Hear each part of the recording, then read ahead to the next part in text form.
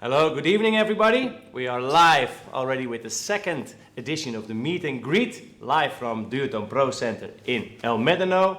Tonight's guests we have, of course, on the left of me, Marco Long, again, our guest every week, head of the R&D, Duotone, very good rider, always testing, always on the water, doing the trainings. And tonight we're going to speak to Adam Lewis through Skype.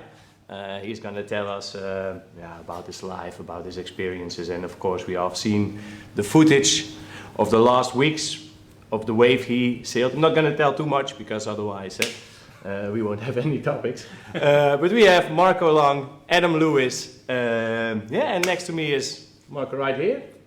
Tell us a little bit about last week. What have you been up to? It didn't change anything compared to 2 weeks ago because the wind is still on. Yeah. It's almost every day windy, it's sunny, so I'm able to try all the product what I have to test. Yeah. Now I'm a little bit more focused on the foil products because foiling is becoming more and more popular, so the main focus of Duotone Winds I think is now foiling.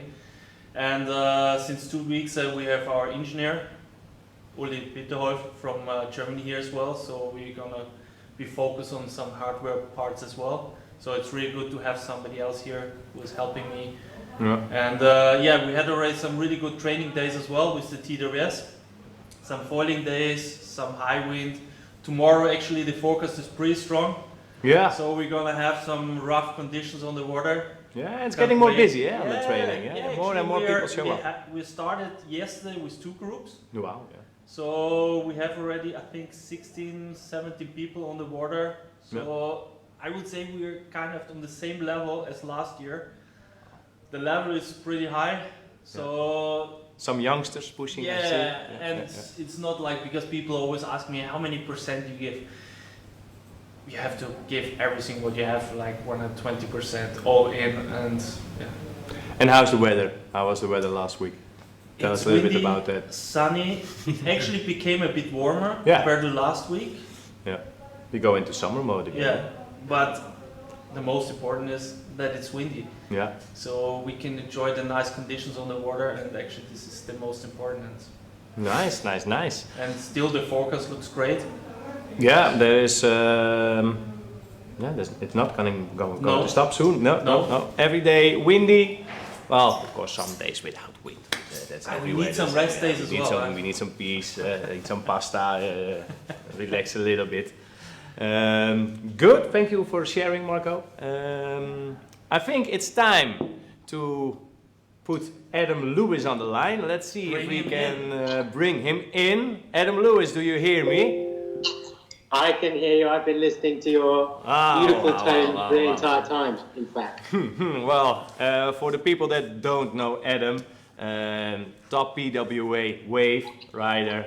He finished actually 3rd here in El Médano a couple of years ago on the PWA Tour stop in El Médano. And first of all, we are very curious.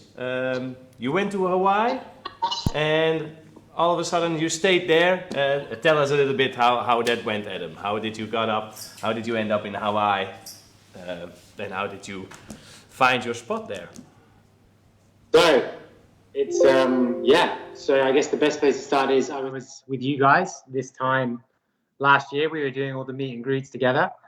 And I left Tenerife in February and flew straight to Maui kind of as I would more or less normally do to do a bit of testing before doing our photo shoots and things like that. And obviously it was kind of right at the start of when the whole pandemic was kicking off, and it wasn't really like a major thing. It was obviously kind of something that was happening, but it wasn't really a major thing just yet. So I kind of got to Maui. Everything was not normal, but kind of still business as usual, let's say. And then kind of got on with testing, and then in the process of like, it felt kind of really quickly. It obviously ramped up, I'm sure, for everyone. And it was basically just in a situation that we needed to have somebody here. Kai Hopf is obviously based in Maui. He was here. We have the loft here. sort of, I guess, the sort of year-round main R&D skunk works, if you like, are based here up in Haiku, where I am now. And so I basically made a commitment to stay, and then kind of met a girl. We built a house together. A house, and yeah. it's on a I built a house. We've got a little trailer house. I built it trailer house. I built it in the summer. You go onto my Instagram, you can check it out. Wow. Yeah. And basically just wanted to keep doing all the R&D, and so it's been a kind of bizarre year. A lot's changed for me. I kind of left Tenerife expecting to be in Maui for 2 months and then go straight back to Tenerife, honestly. But yeah, just ended up staying in Maui. And Kai was kind of desperate to have somebody stay, basically, to do the testing. And I kind of fell into that gap and haven't really looked back since. The way everything's fallen into place, honestly, it just feels like one of those things that was kind of meant to be.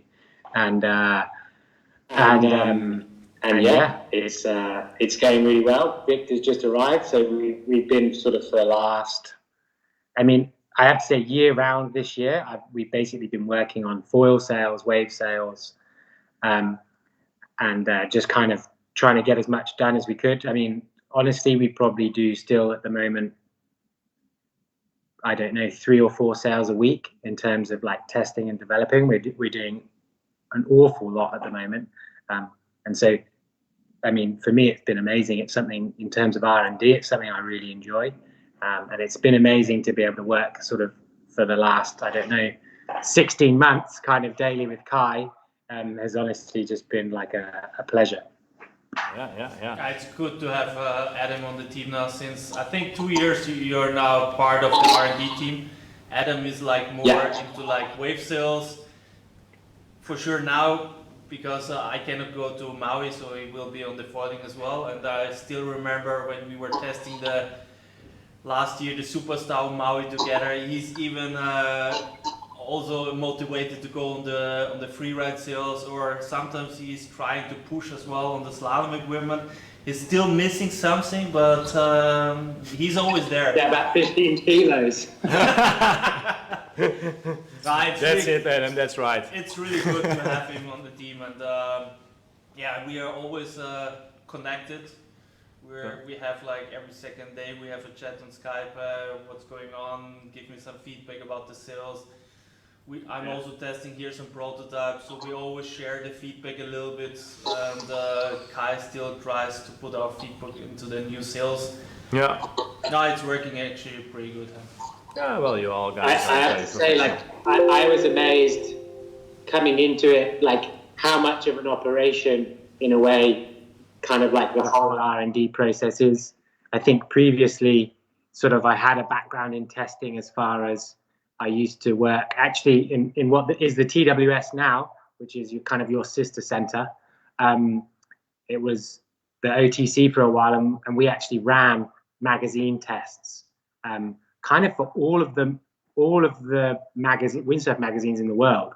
And so I had a period of doing, 5 or 6 magazine tests every year, and I think I had that background. But then coming to work with Marco and Kai and obviously Raul and Uli and those guys, it's amazing how much, like Marco said, I'm pretty much in constant contact with Marco and Raul, the whole time, about different sales and different projects and the process, even though we're on the other side, kind of effectively other sides of the world. Marco's in Tenerife right now, Raul's obviously in Germany, Kai and I are over here in Maui. The process is impressive, really. I'm amazed at how much work goes into each and every product, honestly. And it's also good because last year we had Kai Hopp here on Tenerife and Adam Lewis as well.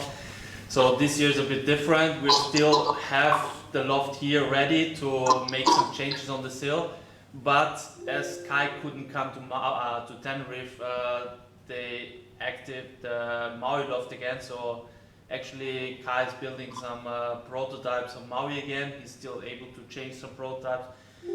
Maybe Adam, you can say something about how many prototypes you're doing, about how many times you change on one sail, some recuts.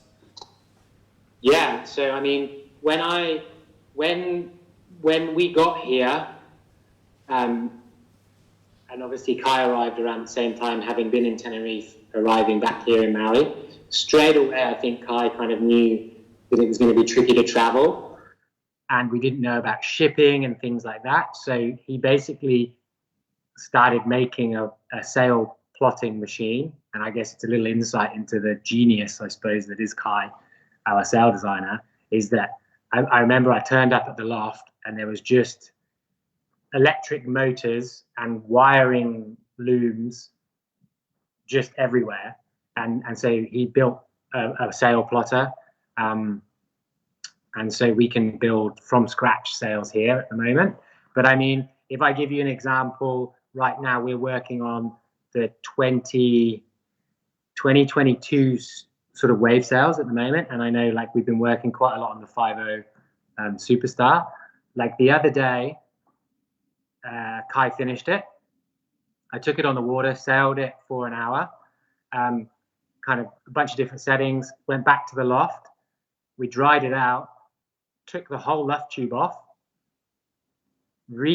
sort of redrew the luff curve, put the luff tube back on, went to the beach, sailed it, ended up going back, taking part of the luff tube off again, re-stitching it. And I mean, you end up like the process, and I mean, where the loft is probably about 10 minutes from Hukipa, and I don't know, 20 minutes from Kanaha, which is kind of a pretty good bump and jump spot too. I mean, I think the other day we did 4 luff changes in a day, which is mental. It's pretty cool to in a day fire through that many variations of a sail. That was funny because I don't know if you still remember the story. You just give Kai a knife and he can make a different sail. We just received some new prototypes of last year's Superstar or this year's Superstar, and we rigged the sail and it looked already. You know, sometimes we can see the ray before that the sail will not work as great as the other ones, and suddenly Kai just takes a knife, just opens the luff panel a little bit, and suddenly it's a different sail. It's a game changer. It's so much better. It's funny to see, or it's great to see Kai, how he's changing the sails as Sepp. And it's and you guys are always testing them, always on the water. I mean, has it been windy over there, Adam, a little bit? Honestly, since we were talking about this yesterday because it was howling in the keeper. But I think since I arrived in February, and I'm like, this is not an exaggeration, I think there's maybe been a week without wind in total, and the rest of the time it's been windy. Wow. Insane. I think this is an especially windy year for here, and it's maybe not like the Canaries that you get those really windy days a lot. But I mean, to sail on 5.0 and 4.7, and now we have the foil sails. I mean, Marco knows, but I have to get up at 5 o'clock in the morning to get down to the harbour to get light enough to test the foil sail. You have to rig the sails when it's still dark. Yeah. In the harbour. Let's go. In the harbour, dodging sharks. Still in the dark. No, There's but still it pays the off. story of It's, this big white shark in the harbour. You don't want to take a swim. I think the one that lives in the harbour mouth's even got a name, but I don't want to know it. Crazy. No, but you guys are on the water always testing, and yeah, you see it back in the products. I mean, I'm in love with the sails, and that's for a reason. It's good because we're not just okay, Maui is our home base of the developing, but we want to test like the products everywhere because the sails have to work everywhere, not just on lakes. I mean, I'm testing the products also at home on my lakes, and then here on Tenerife, at on Maui. Yeah. So we get really like as much as possible out of the sails, and they have to work everywhere. Yeah. I think as well, like Marco says, it's not a case of, because I think this is the impression a lot of the time, is that you go sail and you keep her for an hour or two, go on a 4-7, and you go, oh, job's a good one. We end up like, there's a lot of spots even just here. The other day we had to go to like kind of this different spots, the other side of the harbour, dead on shore, it's honestly like it's silt. It's exactly like silt. Oh yeah. Like shore, dead on shore. You are in board shorts, but there's a little difference. but like in terms of the conditions, it's similar. You know, like we do. I think there's a really conscious effort among us all to get sales and products that work for everything. Nice to hear. Interesting stuff. But of course, we have all seen the footage, not just from you, but it was crazy last week with Jaws. We're talking now about Jaws, and I think together with me, a lot of people are very interested to hear your story on the process. How do you prepare? How do you get there? I mean, you arrived in Hawaii, you said, last year, February, and you sailed Jaws on one of the most gnarly days ever. Tell us about it. How was the process? How did you get ready? Insane. So I think firstly, like last year when I was here and I was doing the testing with Marco, I surfed it a couple of mornings, kind of around the Aloha Classic, and that was kind of my first introduction to it. And already then I was like, I really, really need to windsurf this wave, because it's amazing how perfect it is. A wave. It's huge, but perfect. There's almost not like a droplet of water out of place, you know. So yeah, from then on, it was already kind of in the back of my head. And then I think having just the opportunity to be here in the autumn, you already kind of tell everyone's gearing up to sail Jaws. So I would say for the last sort of few months, I've been doing a lot of training with Brazinho, Ricardo, and Morgan Moreau, and sort of we've been doing kind of gym stuff, and then at the end of the gym stuff we've been actually going to the beach and doing breath hold and wipeout training with Sarah Hauser, and so I think that already makes a big difference. You have that in the back of your head. It's kind of like to do that sort of thing, you know, you kind of need to know in the back of your head you're going to be able to deal with falling on that sort of wave, because you kind of have to be ready for that. And so just to have that in the back of your head that you kind of are prepared, you know, your breath holds and things like that are pretty up to scratch. And we've kind of been doing underwater breath holds after training, so when you're tired, and like literally having the other guys kind of beat you up underwater just to kind of deal with that stress.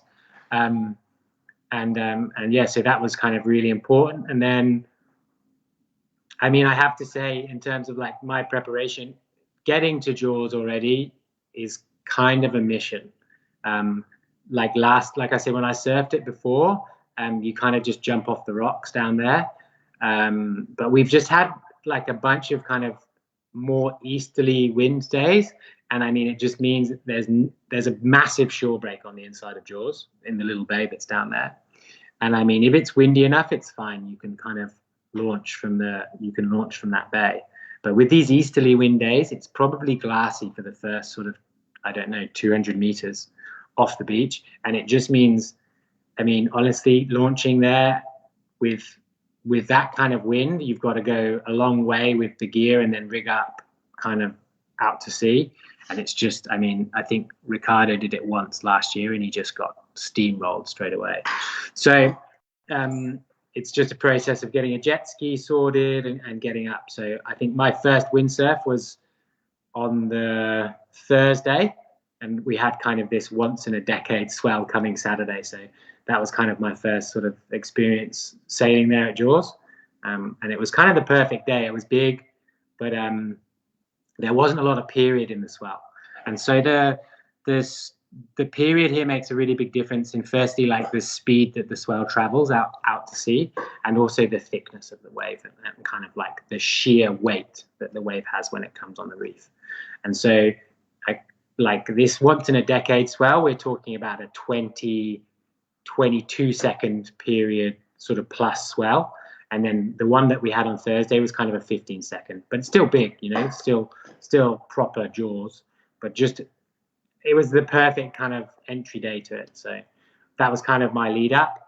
And then I have to say, like, just knowing that swell was coming, there was guys flying. We had like kind of the tow guys flying from Nazaré, from all over the world, kind of coming in. And it was, I definitely, like, Friday night, Saturday morning, I didn't sleep at all, that's for sure. Adam, what was actually the reaction of your mom when you told her, "Mom, I will ride one of the biggest waves in the world"? Yeah, she was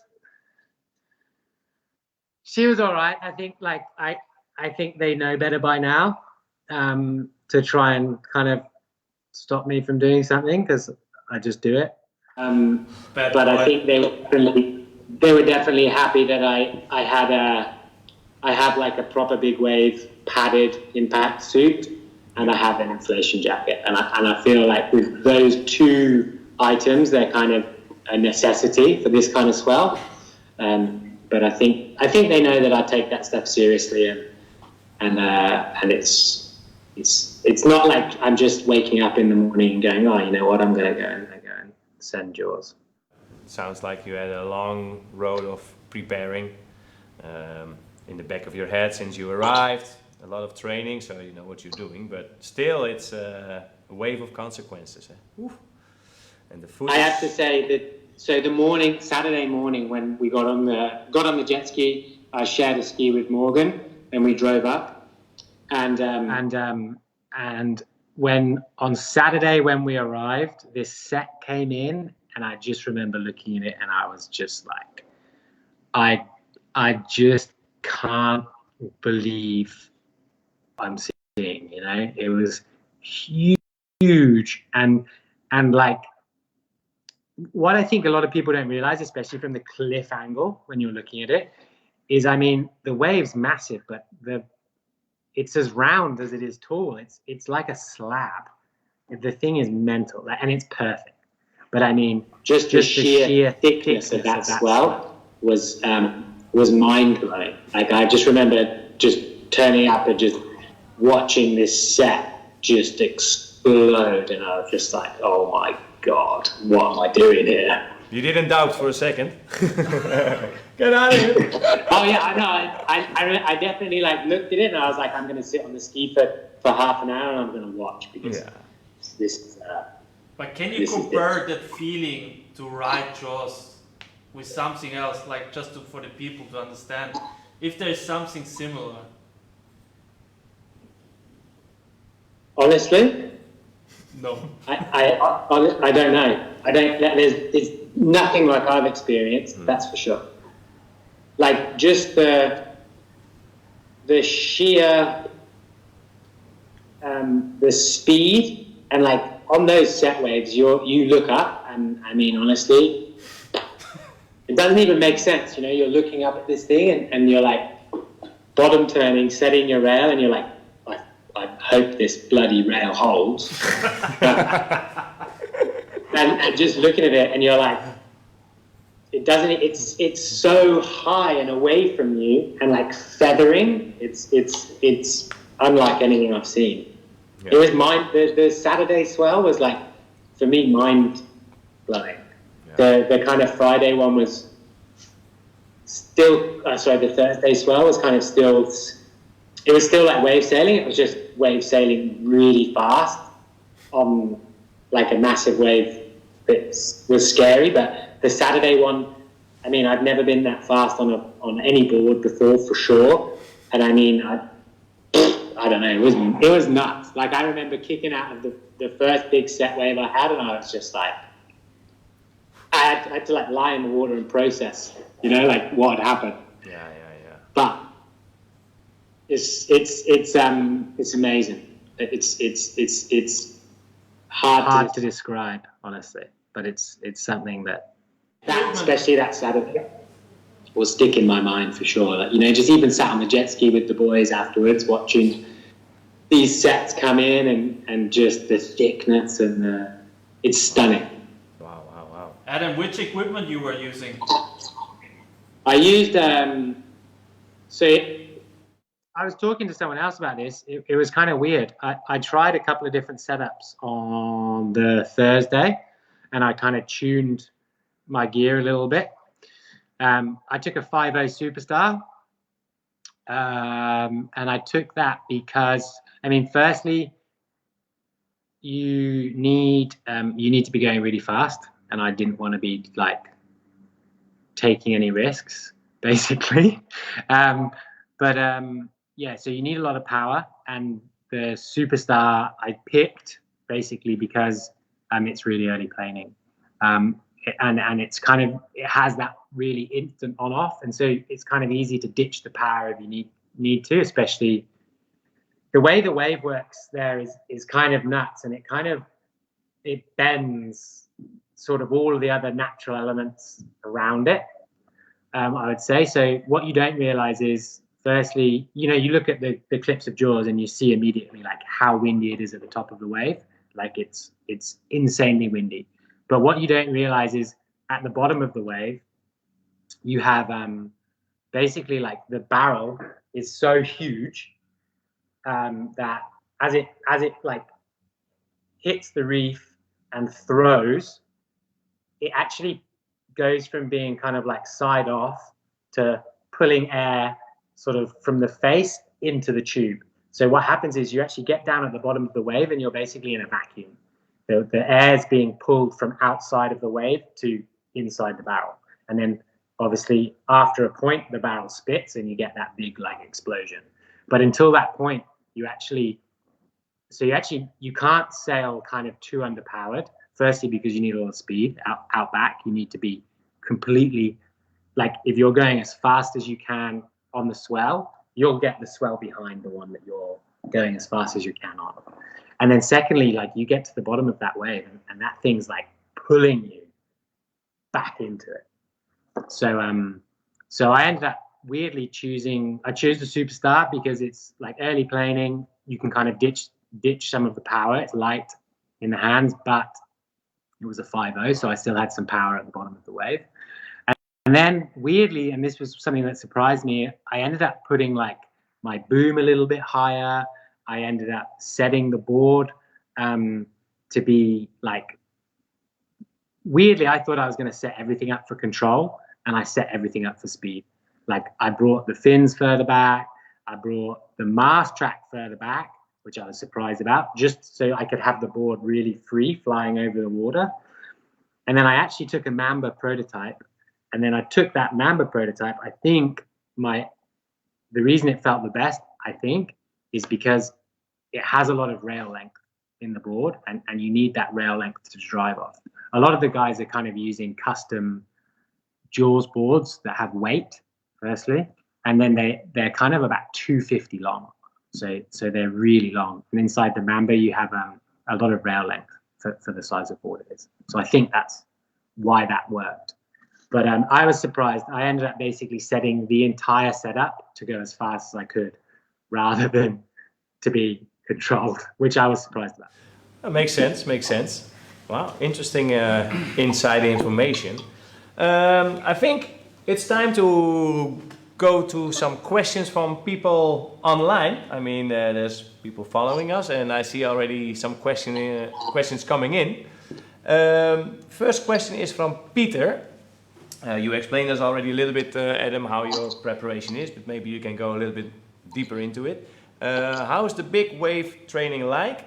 How long have you been preparing yourself? Who did you prepare with? And did you walk with stones underwater? So where to start? I probably started. I mean, I would say already, in fairness, in terms of like just general strength and conditioning training, I kind of have like a year-round schedule that I kind of stick to in terms of just in the gym and things like that. And that I'd say is fairly general strength and conditioning training. I mean, I've been in the gym with Marco quite a bit, and so it's not too far away even from the kind of things Marco does. In fairness, he lifts a little bit heavier than me, but we don't need to talk about that. And then in terms of like the specific like lead up to Jaws, for sure we did. I did a lot of training with Sarah Hauser. She's obviously a very successful professional windsurfer in her own right, but she does personal training here, and she's kind enough to do training with Brasinho, Ricardo Campello, Morgan, and I, and we kind of do a bunch of stuff together that ranges from kind of the general strength and conditioning stuff to kind of more advanced proprioception and movement-based sort of training stuff. And so we kind of, especially in that lead up to that swell, dialed back, let's say, some of the more heavier strength stuff, and it increased a little bit more of that kind of balance, proprioception, movement, also kind of, I guess, more cognitive things, so like thinking-y things, and then the breath holding stuff.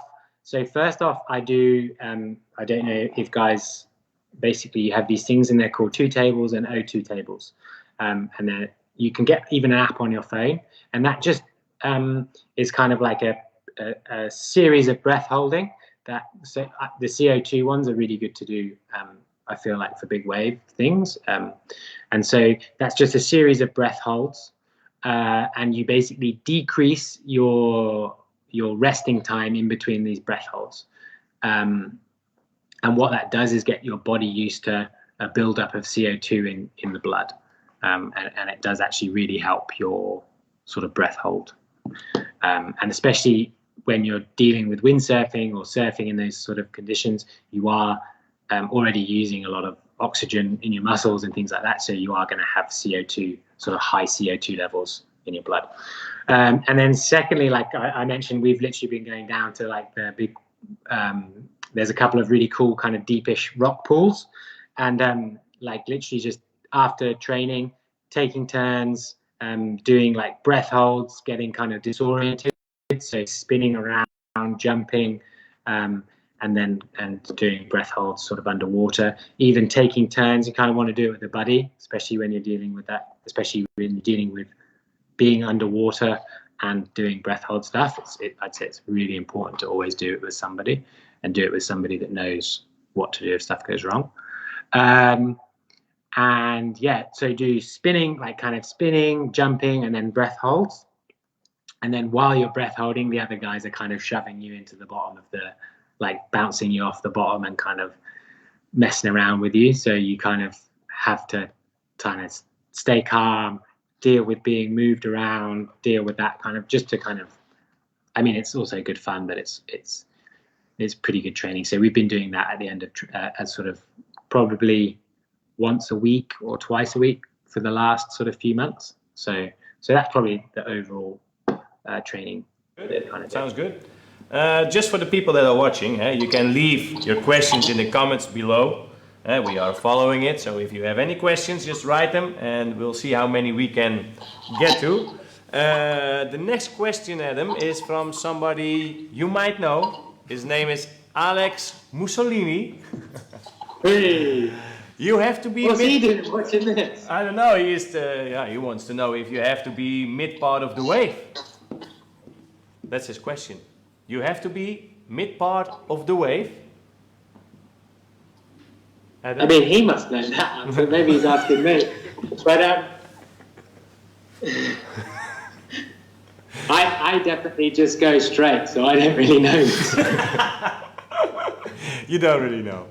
Well, the next question from Adrian. I would say you definitely don't want to go to the bottom of the wave. Like right at the bottom, you're going to be in some trouble. In fact, if you go like out into the front, you're in real trouble. Yeah. Well, next question is, Fits teammate. seamless. Yes, teammate. Adrian Bosson. Did you hit a big lip at Jaws, Adam? No, I did not. You did. But that's it's one of those things you kind of deal with those kind of, I guess you say, that kind of situation, and then afterwards you're like, what about next time? So for me, I feel like sailing Jaws is probably like at least a year long or a multi-year project or like a passion. So watch this space, Boston. I don't know if I'm going to hit one, but I'd like to start getting a bit more into sailing there more often. And I mean, Brow right now is kind of pioneering, I'd say, critical wave sailing in Jaws, which is mental. But yeah, it would be nice to start getting at least critical with those waves.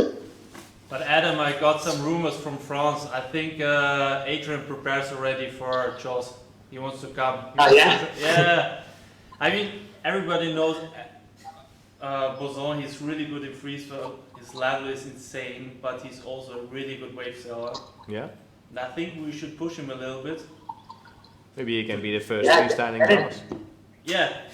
Riding Jaws I'm with always the freestyle impressed, board. actually. Every year on the photo shoot, he always comes and he's got some skills. So he wants to hit the lip. Oh, yeah. Not before you, Adam. Not before you. All That's right. yes. We have the next question from Alex. Alex says, what is it like to sit in the lineup at Jaws? Who is out there? Is there a fight for the waves? Are there people trying but not getting any? How do you decide which wave to take when you have never sailed that break before? Well, So, it's a long question. but it's actually quite a good one because you don't quite, I guess, process or realize. On the Saturday, there was tow guys from all over the world, like with jet skis, obviously doing tow laps. There was a bunch of windsurfers. The whole channel is full of boats, and there's jet skis kind of everywhere. And that was something I was surprised at because I kind of thought it's super windy, but there's guys still, I mean, they're trying to get the wave of their careers or their lives, you know, tow surfing too. So honestly, it's a free for all. And like, I mean, on Saturday, there was kind of a lot of times that maybe a windsurfer was on a swell and then a tow guy might kind of come with a jet ski and kind of get in the way, or try and kind of, maybe the jet ski wants to go left, so whip someone onto the other side of the peak at Jaws. And like, I mean, on a couple of the big sets, I had to dodge, like coming in, I had to dodge guys with a ski and a tow, like the tow rope, and then the tow surfer, like had to dodge those guys and do all sorts. So it was, it's pretty gnarly. I wasn't quite like, I think on that Saturday, I probably got 5 waves the whole day. And I think we were kind of there from 11 o'clock till dark. So it's hard, that's for sure. And I don't feel like anyone was getting loads of waves, you know. There's just not, you know, waves a finite commodity, I suppose. And to get them is, it's pretty tricky. I mean, come like, as opposed to the Thursday, which was kind of a bit more of a sneaky swell, it didn't have the same period, it was kind of windy. Then it was just us like kind of all the windsurfers on it, and everyone just kind of takes turns. You kind of might even say, sometimes you're heading in and you know you're not really going to get that one, and you're maybe going to get the one behind, or even the one behind that. So you can kind of like shout to the other guys around. You're like, hey, I'm going to try and go on this one. You can go on that one, or do you want to go on this one? Or someone's like, I'm going to take this one. Do you want to try and get that one? So I feel like when it's like that, everyone kind of shares, like kind of at least lets everyone know that they're trying to get this one, and you can kind of split it. Surfing, like the mornings that I surfed it last year, I had one morning with Leon Jammer, and it was just us and one tow team, and that was like unbelievable. And then the next day I went was like annoying because it was not such a good forecast. And I mean, there must have been 40 people it was just ridiculous. Like I didn't get away for the first hour and a half. And I mean, it's all of the best guys. You've got Ian Mums, all of Billy Kemper, Nate Florence, the lot. And you're just like struggling. It's a hard break to surf. That's for sure. Yeah. Tricky. So you really have to earn your spot there more or less as well. Yeah, I think on those big swells, it's kind of like people that their careers depend on getting. That might be the wave of the year, So it's a tricky one, that's for sure. Yeah. Sounds like similar to us fighting the starting line to get the right position. In a way, it's our competition. Wow, interesting to know. Thanks for this answer, Adam. We have the next question from Max Speakman. What board did you use, production or custom quad or tree fin, and what sail size? Well, we had the little entertainment story. A 5.0, and I used it. I've got a prototype Mamba that we tried, one with it's got a little bit more rocker. Okay. The production, but apart from that, it's pretty much the same as the current Amber 89. All right. Bird custom at the moment. It's not a production board. You still there? Is it? Oh, yeah. Yeah. No, in his question is it a custom board or so? It's the Mama is a custom. Yeah. Exactly. Yeah. All right. It's a prototype. Cool. Thank you. We have another question coming in from Yusuf Brahem. What about the safety measures? Did you see WSL talk about life jackets? They asked the question, should life jackets be only for certified surfers or windsurfer? They think that with life jackets and jet skis, everybody can go to the lineup and feel safe, but they are not. That's actually a really good. I think that's a very good comment. I think one. I would say that. So, for example, here in Hawaii, you have to do like a tow license, which does sort of touch to drive a jet ski that has a sled and got like kind of tow stuff. You do have to do a tow license, which has kind of touches on a lot of the safety things. I know, for example, to buy the Patagonia inflation suit, you have to do. It's basically a specific big wave safety course to buy it. But there are people, I would say, that go and they don't like. For me, I went and we with Morgan, I shared basically like a safety driver, so to have somebody that would come and rescue you if something goes wrong and you crash, you have somebody that's an experienced waterman, let's say, and they're also there to rescue you.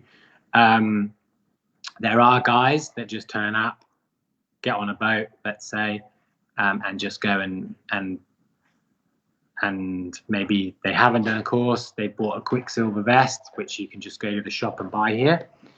And maybe they're not taking those risks as seriously as they should. It's a tricky one, isn't it? Because somebody is probably going to rescue you regardless if something goes wrong. But that means that somebody's just putting their life at risk because you didn't take that risk seriously. It's a very good question. I've done a little bit of that sort of the courses and been prepared and taken those risks seriously personally because I feel like it's something you should. But yeah, it's a mix up in the lineup, that's for sure. But there are some regulations and supposed to be some sort of control, let's say. But yeah, it's the ocean, so there people are can some, just but I jump mean, in. you could go to the shop, you could buy a Quicksilver vest because they're kind of the only ones that you can just go and buy in the shop here. and you could paddle out, jump off the rocks, and without a care in the world. So there are some, but there are obviously ways to get around it. Oh, interesting. Next question from Bart van der Boogaard. Did you ever had a crash with a jet ski or a boat? Good question. Have I crashed a jet ski or a boat? Or were involved in a crash? I didn't crash into one, no. I feel like there was some close calls on Saturday with a couple of guys, but I didn't do it. No. But yeah. Not yet. I don't. Not yet. Wow. But how is it actually? You would recommend or what kind of level do you need to ride Jaws? Oof, that's a good question.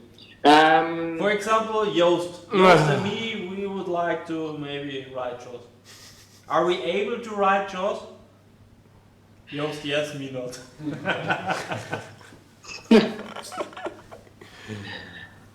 I mean, that's a tricky one. I don't know. I would say what you. Just say yes. Don't say anything wrong.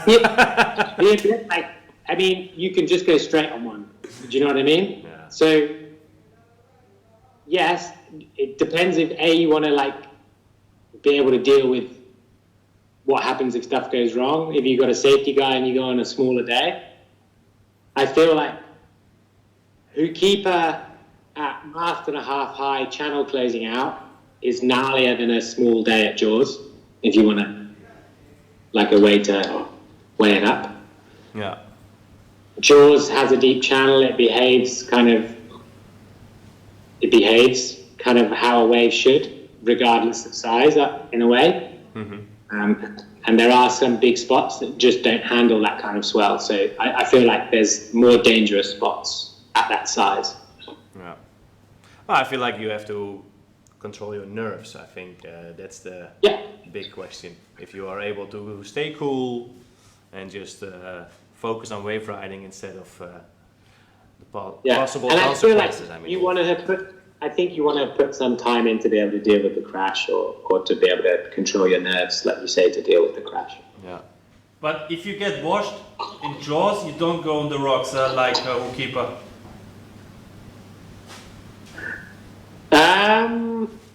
Do you want to know how many jet skis Kyle Lenny's done on the rocks? Yeah. Because he's done 3. Yeah, we saw some pictures jet ski on the rocks, but actually I never saw a windsurfer or a surfer on the rocks. So if you get washed in Hookkeeper, I know myself, normally you just end up on the rocks. Let's put it like this. If you fall... When I see people fall at Jaws windsurfing, their gear's on the rocks. At Jaws. Yeah. Well, there's another question coming in from Lou Mason. It's a little bit about taking risk and what can go wrong. When catching the wave, how do you know you don't go too deep, as we all seen the video, Adam Marshall? My God, what a crash did that kid have. Oh. So, firstly, I'll tell you a little story about that. Yeah. We arrived and I was probably sat on the jet ski for about 15 minutes. I was next to Brazinho and Ricardo. Brau's got his jet ski, Ricardo's got his jet ski, and we're kind of anchoring them up in the channel there. And Swifty was dead keen straight away. So he jumped on the water, first guy out, came in on kind of a bomb, sat in the right place, rode it really well. And then behind Swifty's one, there was just this huge wave. And then you just saw Adam fading, kind of going deeper and deeper and deeper. And you're like, what is going on here? And then he just kept waiting. And then the problem is he went down to the bottom of that wave. And like I said before, you don't anticipate, but it pulls you back into the barrel. And I mean, he just went to the bottom and he had nowhere to go. I think you have to just be a little bit aware. Maybe you want to watch for a little bit. There's obviously I know like a lot of spots, if you've been there a few times, you can kind of pick landmarks on the shore, and you know that, you know, if you line yourself up between these points, that's kind of where you're going to be. On that day, in fairness, there was kind of like some shifting sets. So there was like some more waves that came a little bit more from the north, or you get the really west ones too, that kind of break in a different place. So I think it's just a bit of time and effort put to watching and working out the like line and the position that you want to position yourself on the reef a little bit. I know like probably the tricky thing was the day before that we had that swell. So the Thursday, it was just north swell, and then you position yourself a lot deeper on the reef. And then the next day was like the Saturday, and then that swell had more west in it, and it breaks in a different part of the reef. So it's a little bit of maybe just taking the time to look at the swell angles and that sort of thing. I just naturally do it. I feel like they have a natural affinity to being in the right place. I feel like I have to look and think about it. Well, thanks for this inside information. The next question, I feel like it's the one for Marco to ask. It's about R&D. Marco. Yeah, I mean, we started last year on Maui with the developing of the Superstar. It's basically, first we had our super session, and then we came up with the new name Superstar. Everybody knows who is into windsurfing. We had already the Superstar. Yeah. It was really great to get it back with the star. And the main changes is like that this year it's kind of a monofilm panel everywhere, and next year we're gonna have X-Ply. It's gonna be the same like the Superhero a little bit. Okay. And maybe Adam, you want to talk a little bit about the difference between the Superstar from last year and 2022, maybe some insights. Just to be clear, the question from David Nansen is, what have you been working on, changing, developing, improving on R&D for 2022? And he is, I think, more curious to the Superstar. Yeah. So maybe you can give us some information about that, Adam? But not too much information. Not So too much. firstly, I don't know what I can say now, because we do have some like kind of exciting developments, let's say, in terms of weight and things like that for some special Superstars. And I mean, like the weight of those particular sails are incredibly light, like much lighter than I think almost anything. But in general, like Marco touched on, we've gone to a full kind of cross-ply X-ply construction as the Superhero has. We have a monofilm main panel, and then the rest is full-on X-ply. And I mean, in fairness, we've also worked on I don't know what I can say, but we've worked on kind of luff tube construction.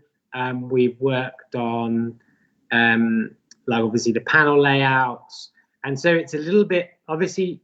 I mean, Marco would be able to tell you as well. You know, if you change something by 2 mil already, it makes quite a big difference in the sail. So making those sorts of changes, you know, we wanted to bring out the Superstar in that full kind of sort of more, where I suppose more like similar construction to the Superhero, and so it's also adapting those changes to the current sail and to still make it have the attributes that you want out of the Superstar. So I think it's still really light in the hands. It's still really early planing.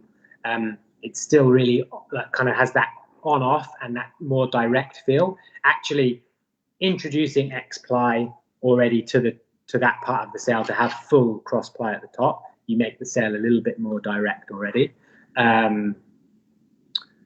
Whereas kind of that monofilm can have kind of that little bit more feel that it kind of gives and comes back. The X-ply has a slightly more direct, just stiffer feel anyway. So it was just a case of kind of balancing kind of those changes. We wanted to improve. I feel like we've worked on how the sail feels. I feel like it's probably a little lighter in the hands than the previous model. Also by kind of simplifying kind of the panel layouts and things like that, you get it. It's probably lighter physically. It's lighter in the hands in terms of how it feels. And then also just working on how it responds on the early planing and also the top end. So we've been working on effectively like how and where the sail releases. So kind of controlling that point that you still have a sail that is direct and still responds, but also has an ability to deal with gust and things like that. So, I mean, I kind of rambling, I feel like, but we've made changes to the luff curve, the construction, the way the Leeds releases, and kind of the luff tube and curve. Yeah. And I hear you are experimenting with materials as well. It's just important to say as well that, okay, with the X-Ply in the top panels, it's going to be a little bit more wave-oriented, but it's still like the basic is like the wave, the bump and jump still, but it has like the wave performance as well. So in the range, it will keep his position. We're going to have the Superhero and the Superstar. Superstar will be the bump and jump plus wave, especially here. Yeah. I mean, the customers, they love the sail here in Tenerife. Yeah. Well, The it's Superstar is amazing here, and doesn't matter if you want to use it on lakes here in Tenerife, onshore, or riding jaws. yeah. Superstar is Right doing in everything. jaws with the yeah. Yeah, I mean, like Marcus said, it was the 5.0s for sure my choice to ride Jaws. I mean, funnily enough, I did take a Superhero 4.7 as like my backup sail in case it was really windy for Jaws. Just because it sits the board down and drives the rail a little bit more. I thought if it was crazy windy, it would be nicer to have that kind of more like lower down, drivey power. But yeah, in terms of planing and stuff like that, the Superstar was for sure my choice. Interesting. Thanks, Adam. Thanks. We have another question from Bart van der Boogaard. It's the question that comes around every week, every year. What fin size do you use and how many liters is your board, Adam? I've got actually right now a couple of boards that all are around 87 and 89 liters. And what's your weight? So I've been messing around a bunch actually right now, especially just because I really like thrusters. I like how they feel. And like in Tenerife, for example, I kind of religiously use thruster. I started using a quad a little bit more now, being here a bit more and looking for a little bit more drive and hold. But my go-to size is like about between 87 and 89 liters. I was like, that. It's quite nice. 89 is a pretty good size for me. I'm about 84 kilos. And then fin-wise, I flit on a thruster between, I always use 10 sides. They always seem for me, I like how that feels. And then I mess between 18 and 17. Depends a little bit on the fin. If it's kind of a grippier fin, sometimes I'll go down to 17 because I can turn a little bit tighter. But then if the waves are kind of small and mushy and I'm using like a kind of a faster, straighter fin, I normally use 18. And then as a quad, I just seem to use all the time 9.5 and 14.5. And they're pretty much, that's like my go-to quad set that I'll always use.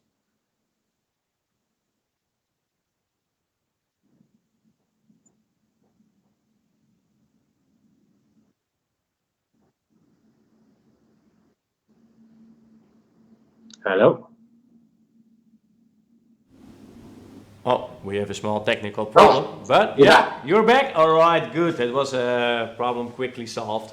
I repeat, the next question is from Benedict Klinkhammer. Prepare, it's a long question, Adam. He says, hey Adam, Big wave surfing is a lot about passion and the thrill to get bigger and bigger. How much pressure do you feel as professional windsurfer from the industry to get the biggest waves? The bigger the wave, the more publicity you get, but also the chance to get hurt is even higher. What is your motivation to get out in these conditions? Best regards. Oof, it was difficult to read. It's so long. It's like That's a good full question. full page question from Benedict Klinkhammer. Yeah, thanks.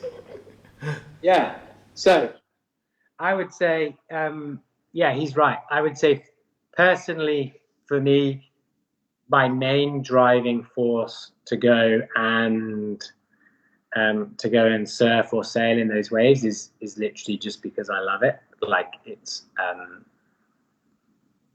something I feel like I've progressively enjoyed, and it comes, I feel like a little bit, you know, like when you were learning, I feel like learning to windsurf in the UK, you start sailing storms, and like as you get better, you go to the sea more. Like I learned on a lake, but as you improve, you start going to the sea. In the UK, we get lots of storms in the winter, and you start sailing bigger and bigger waves.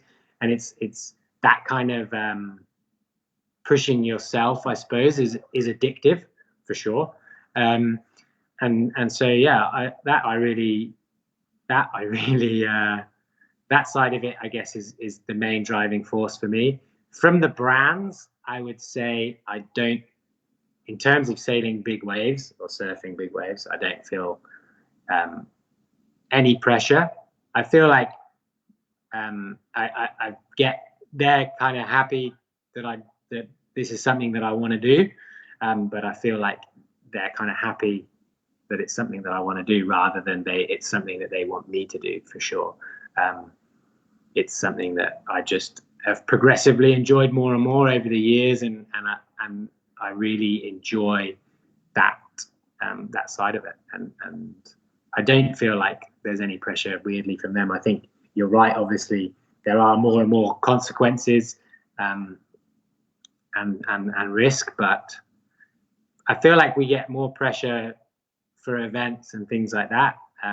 That's definitely where I feel pressure, let's say, to perform for sponsors and things, as opposed to the big wave stuff. That's purely for myself, honestly, and just out of the pure love of doing it. I want to put no pressure on you, but next time please hit the lip. Huh? No, but so now it starts. It's starting now, Ben. I can confirm from the Duotone brand that we are really happy, because Adam is actually the first Duotone rider, wave rider, who was riding Really? Jaws. Wow. So for the marketing, it's really good to have him, and we got some really good content now. Yeah. Thanks to Adam. But next time, hit the lip. Pressure's on. Pressure is on. Oh, Yeah, take it all back. Yeah, I take it. I do it because I have to. Thank you, Adam. Thank you. The next question is from Mathieu Kerboul. Do you do any mental preparation before sailing Jaws? And if so, what are they? What do you do to prepare mentally? I did. So I would say like my mental preparation is Jaws. Like windsurfing in Maui kind of gets windy later on. It's not like it's going to be an early morning affair, let's say. So I kind of get everything nearly ready the day before. And so like, I know that, you know, like I have spare rope, I've got a vest, I've got all of that stuff, and I've got all the sails ready, and I've got masts, and I've got things like that. And I've got the boards ready, and I've got spare fins. And like, I get all of that I know I have everything. And then I leave getting everything properly ready till the morning. And for me, that is just a case of that I want to be busy in the morning, and I don't want to be sat around waiting, pooping in my pants. So it's definitely like that for me. I find that whole process of, you know, making the rig packages, maybe testing the vest, getting everything ready. I like to leave that till the morning, and then I do a little breathing exercise the morning of as well. And that's kind of it. I feel like if I sat around and waited, I'd be a wreck.